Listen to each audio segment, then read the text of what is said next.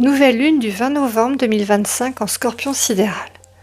Cette nouvelle lune nous invite ou nous pousse à nous poser une question essentielle.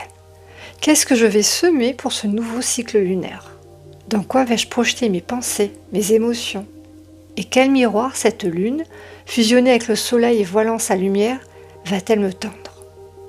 Dans cette lunaison en Scorpion se réunissent la lune, le soleil, Mercure rétrograde, Mars, Lilith, et surtout 6 planètes rétrogrades qui amplifient puissamment le besoin de retour vers soi. Ces rétrogradations créent un appel intérieur profond.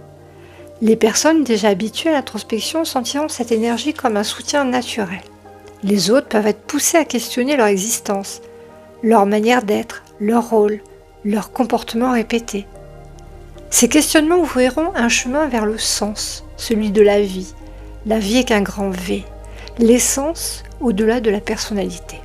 Un moment idéal pour les pratiques introspectives. C'est le moment parfait pour entrer en méditation ou en état de conscience modifié et se poser la question essentielle.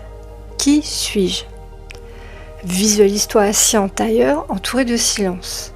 Autour de toi, des miroirs apparaissent, révélant tes multiples facettes, tes archétypes, tes personnages intérieurs. Observe-les simplement, sans jugement, Mercure en Scorpion, sans forcer ni retenir Mars en Scorpion, en accueillant même tes parts cachées, car Lilith en Scorpion nous invite à regarder ce que nous gardons dans l'ombre. Ces reflets montrent ce qu'on t'a dit que tu étais, ce que tu crois être, ce que tu joues dans tes interactions. Aucun n'est ton centre profond. Toutes ces facettes s'animent et se répondent comme dans une constellation familiale. Chacun y joue un rôle, un schéma, un scénario, parfois thérapeutique, parfois inconscient, et c'est exactement ce que nous faisons, souvent sans le savoir, dans notre quotidien. Cette mise en scène intérieure, ces rôles, ces projections appartiennent à l'existence, au moi, aux personnalités.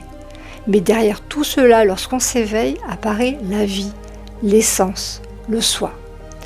Nos pensées, émotions et rêves deviennent des points qui se relient aux émotions et pensées des autres, formant des égrégores et nourrissant l'inconscient collectif, comme des étoiles qui créent des constellations porteuses d'archétypes.